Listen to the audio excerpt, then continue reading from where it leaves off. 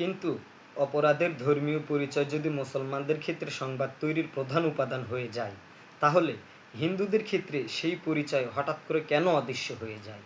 এখন যদি অন্তর মজুমদার নামে হিন্দু না করে একজন মুসলিম কোনো ব্যক্তি করত হিন্দুদের কোনো পরিবারকে, তাহলে আমরা দেখতে পেতাম দেশের মিডিয়াগুলো ফলাওভাবে খবর প্রচার করতে। আর ভারতের কথা নাই বললাম, তারা যে কী পরিমাণ গুজব ছড়াতো সেটা আপনাদের সকলেরই ভালো করেই জানা আছে। দেশ ও ভারতের হিন্দুরা যে কী পরিমাণ মায়া কান্না করতো তা ধারণা করাও দুষ্কর ছিল। তারা বলতো যে বাংলাদেশে সংখ্যালঘু হিন্দু নিধন চলছে, আরও কত কিছু। আর বিভিন্ন উগ্রবাদী হিন্দুরা বলছে, পোস্ট করছে সামাজিক যোগাযোগ মাধ্যমে যে দেখ, রাম মন্দিরের বিরোধিতা করছিস, বিরোধিতা করলে এভাবেই তোদেরকে বলি দেওয়া হবে।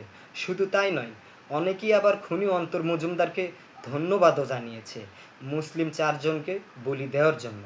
তারা কতটা উগ্র হিন্দুত্ববাদী বিধর্মী গোষ্ঠী, তারা কিভাবে মুসলিম নিধনের মিশনে নেমেছে কল্পনা করা যায়? তাহলে কি আমরা ৯২% মুসলমানদের দেশ হয়ে মুসলমানরাই অসহায় কোলঠাসা হয়ে গেলাম?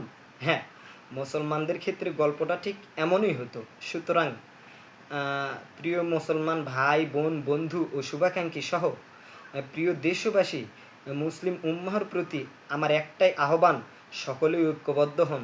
আলাদা আলাদা হয়ে যদি আমরা থাকি, তাহলে কিয়ামত পর্যন্ত এভাবেই বিশ্বের বিধর্মী গোষ্ঠীদের কাছ থেকে অন্যায় অনিয়ম নির্যাতন নিপীড়ন ও জুলুমের শিকার হতে হবে। কাজেই ঐক্যবদ্ধ হওয়া ছাড়া বিকল্প কোনো রাস্তা নাই আমাদের মুসলমানদের জন্য। একতাই শক্তি, একতাই বল। সবাই ভালো থাকবেন, সুস্থ থাকবেন। জনতার অধিকার আমাদের অঙ্গীকার, তারুণ্যের অঙ্গীকার, দেশ হবে জনতার ইনশাআল্লাহ। আল্লাহ বিশ্বের সকল মুসলিমদের হেফাজত করুন, আমিন।